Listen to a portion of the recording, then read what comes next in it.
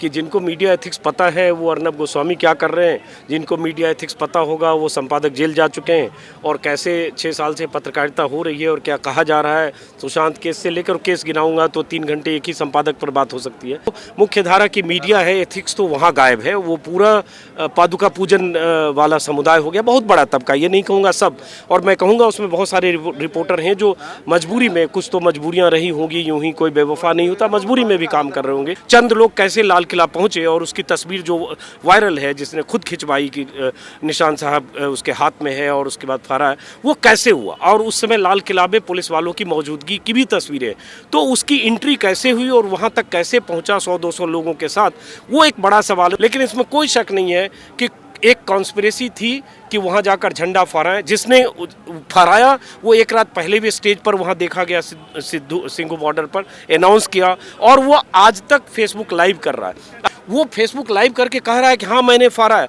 तो जो मुख्य कल्प्रिट है, जो इकबाले जुर्म कर रहा है, उसको, उसकी गिरफ्तारी नहीं हो रही जो 2 घंटे के अंदर होनी चाहिए। तो ये जो मोबाइल हाथ में है ना, यही ताकत है, और ये ताकत ही है कि सरकार इतनी बेचैन हुई। यही ताकत है। इंटरनेट क्यों बंद किया गया? जहाँ हमें यहाँ इंटरनेट बंद है, सब 16 जिलों में हरियाणा में क्यों इंटरनेट बंद है? क्योंकि वो नहीं चाहती है सरकार सिस्टम कि ये यहाँ से कोई लाइव करे, यहाँ की चीज़ें बताए। यहाँ जो उस रात लाइव हुआ, 28 की पूरी रात लोग फेसबुक लाइव कर रहे थे, इन सब चीज़ों को बंद करो। लापरवाह नहीं, बेपरवाह मतलब किसी की परवाह नहीं करना, कोई हमारे ऊपर किसी की डोर नहीं है।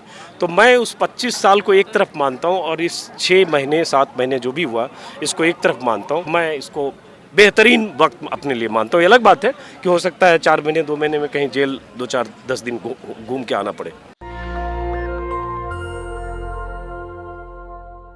मेरे साथ विश्वसनीय चेहरा। मीडिया आज विश्वसनीयता के खतरा से जूझ रहा है, लोग भरोसा नहीं कर रहे हैं, बहुत संगीन आरोप लग रहे हैं। कुछ लोग कह रहे हैं मीडिया गोदी मीडिया है, कुछ लोग कह रहे हैं मीडिया जाति धर्म में बांट रही है। मेरे साथ अजीत अंजुम है, लंबा अनुभव है संपादक के तौर पे, पत्रकार के तौर पे, और अब एक सोशल मीडिया के बड़े एंकर हैं वो, जिनको लाखों करोड़ों लोग देख रहे हैं। अजीत अंजुम यूट्यूब चैनल को पिछले लॉकडाउन के बाद इन्होंने शुरू किया और 1 मिलियन सब्सक्राइबर है, बड़ी अचीवमेंट है, बड़ा विश्वसनीय चेहरा है।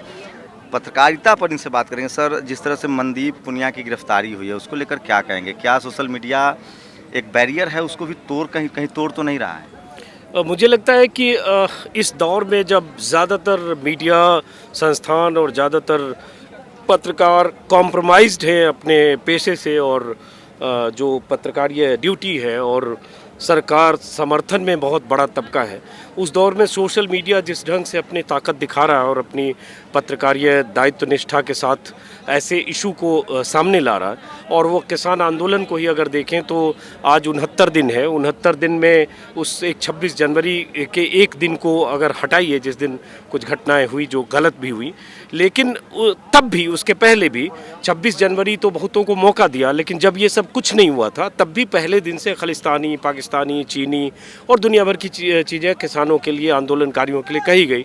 लेकिन उस मंजीत पुनिया ने, मैं उससे मिला नहीं, मेरा परिचय नहीं है, लेकिन मैंने उसका फेसबुक लाइव जो किया था उसके कुछ हिस्से मैंने देखे। उस हिस्से में जितनी कन्विंसिंग ढंग से वो तस्वीरों के ज़रिए बता रहा था कि जो पत्थर फेंकने आए उसमें कौन लोग थे, उनका किसी पार्टी से रिश्ता था, जिस पार्टी से रिश्ता था उस नेता के साथ, उसकी बड़े नेता के साथ तस्वीर थी जो अभी मंत्री हैं, और उस डिटेलिंग में उसने बहुत संजीदगी के साथ, बिना शोर के, उसने इस्टेब्लिश करने की कोशिश की कि दरअसल सिंघू बॉर्डर पर जब पुलिस की ज़बरदस्त घेराबंदी थी, उस बीच कुछ लोग जो लोकल बनकर आए थे और जो किसानों को नकली किसान बताते हुए खाली करो जैसे नारे लगा रहे थे, वो पुलिस सुरक्षा में थे, और उसमें कुछ लोग ऐसे भी थे जो एक पार्टी विशेष के थे और लोकल नहीं थे। उसको उसने इस्टेब्लिश किया, और उसके बाद उस दिन क्या हुई बहुत विस्तार से नहीं पता, लेकिन जितना मैंने वीडियो देखा है 20-30 सेकंड का ट्विटर पर, जिसमें पुलिस वाले उसको एक जो बैरिकेडिंग है उसके भीतर खींच के उसको ले जा रहे हैं, उससे इतना तो दिख रहा है कि उसको पुलिस ने दबोचा, अगर उसको कहे दबोचा। और उसके बाद उसका जेल जाना, जो कल हम लोग गए भी थे PHQ के बाहर जो प्रदर्शन हुआ और पत्रकारों ने प्रोटेस्ट किया। मुझे लगता है ऐसा वक्त है कि सरकार एकदम किसी भी तरह की आलोचना को लेकर शायद सहनशीलता बिल्कुल नहीं है। टॉलरेंस शब्द तो अब पुराने पड़ गए, क्योंकि ऐसे दौर में अगर कुछ लोगों ने कहा कि उसने पुलिस के साथ बदसलूकी की, या FIR में ऐसे सरकारी काम में बाधा पहुंचाने का आरोप भी लगाया गया, जो मामूली आरोप है, जहां 100, 200, 600, 800 पुलिस वाले, वहां एक निहत्था आदमी जिसके पास शायद माइक के अलावा कुछ नहीं होगा, और वो भी संसाधन विहीन एक लड़का था। ऐसा नहीं चैनल का था कि उसके साथ कोई कैमरामैन, ट्राइपॉड, माइक भी होगा। वो क्या पुलिस के कामकाज में बाधा पहुंचा रहा होगा। और अगर कुछ बहस बकझक भी हुई जिसके बारे में मैं जानता नहीं, तो उससे बड़े सवाल है कि जो लोग नारे लगा रहे थे, अगर जहां हम हैं गाजीपुर बॉर्डर में, इसी बॉर्डर के पास, इसी जगह, यहाँ से 200 मीटर पीछे 28 तारीख को जब 150 लोग आए और बीजेपी के नंद किशोर गुर्जर ने जो कहा, और उनका जो बयान वायरल है कि ये सारे किसान 100% आतंकवादी हैं, इन्हें पुलिस शूट करे या इन्हें जूते मारकर हम भगा देंगे, तो उनके लिए तो कोई कानून नहीं है जो ऐसी बात करते।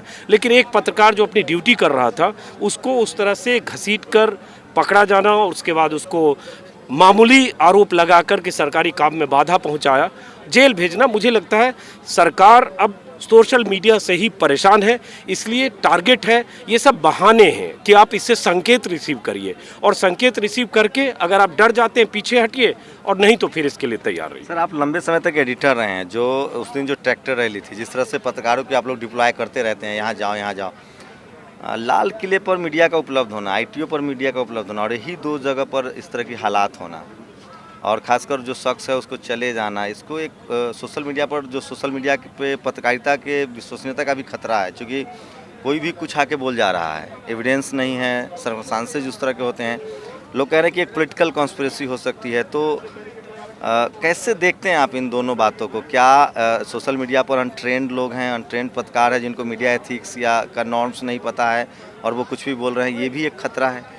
तो जिनको मीडिया एथिक्स पता है, मैं सोशल मीडिया का बचाव किए बगैर मैं दूसरा पक्ष ही बोलता हूँ कि जिनको मीडिया एथिक्स पता है वो अर्नब गोस्वामी क्या कर रहे हैं, जिनको मीडिया एथिक्स पता होगा वो संपादक जेल जा चुके हैं, और कैसे 6 साल से पत्रकारिता हो रही है और क्या कहा जा रहा है। सुशांत केस से लेकर केस गिनाऊंगा तो 3 घंटे एक ही संपादक पर बात हो सकती है। तो इसलिए एथिक्स की बात ही नहीं है। जो मुख्य धारा की मीडिया है, एथिक्स तो वहाँ गायब है। वो पूरा पादुका पूजन वाला समुदाय हो गया, बहुत बड़ा तबका, ये नहीं कहूँगा सब, और मैं कहूँगा उसमें बहुत सारे रिपोर्टर हैं जो मजबूरी में, कुछ तो मजबूरियां रही होंगी, यूं ही कोई बेवफा नहीं होता, मजबूरी में भी काम कर रहे होंगे, क्योंकि रिपोर्टर्स को घर चलाना होता है बहुत। लेकिन ऊपर से जो चीज़ें हैं वो बहुत बुरे दौर में हैं, और हमने 30 साल की पत्रकारिता में मैं 2 हिस्से पत्रकारिता को मानता हूँ, 2014 के बाद और 14 के पहले।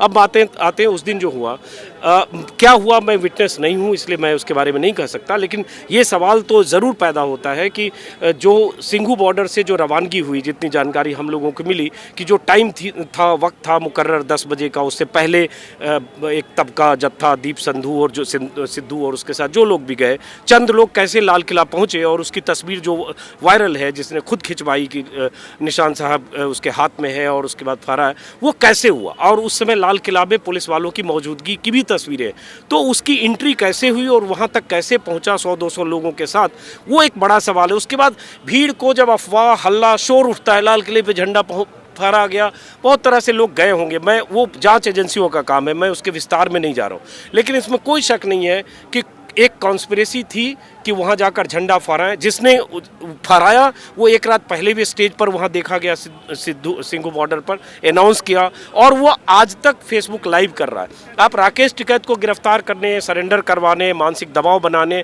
यहाँ 2000 पुलिस वालों के साथ आते हैं, और सारे लंगर खत्म हो जाए, पर्सनल फ़ोन करके चेतावनी देके ख़त्म करा दिया गया। लेकिन एक दीप सिद्धू नाम का शख्स, क्योंकि उसकी सत्ता के लोगों के साथ तस्वीरें हैं, जो भी कनेक्शन है, मैं उस पर भी नहीं जाऊँगा, सबूत तस्वीरें हैं, वो फेसबुक लाइव करके कह रहा है कि हाँ मैंने फाड़ा है। तो जो मुख्य कल्प्रिट है, जो इकबाले जुर्म कर रहा है, उसको, उसकी गिरफ्तारी नहीं हो रही, जो 2 घंटे के अंदर होनी चाहिए। जो नेता थे, जो ये तो नहीं गए होंगे लाल किले, लेकिन यहाँ गिरफ्तारी होती। तो इससे आप सत्ता की बात समझिए और मीडिया की भी समझिए। जितनी मुहिम देशद्रोही गद्दार नंबर 1 से लेकर गद्दार नंबर 37 या 40 नेताओं को कहा गया, उतनी मुहिम अगर दीप सिद्धू के लिए मीडिया चलाता तो शायद गिरफ्तार करना पड़ता। टेलीविजन अखबार के पत्रकार के तौर पे आपको लगता है कि वो अब फिर से हम मीडिया एथिक्स की तरफ, जर्नलिज्म एथिक्स की तरफ, और जो विक्टिम के साथ खड़ा होना या जो सच्चाई है उसके साथ खड़ा होना, सरकार से सवाल पूछना, ये दौर लौट पाएगा आपको लगता है?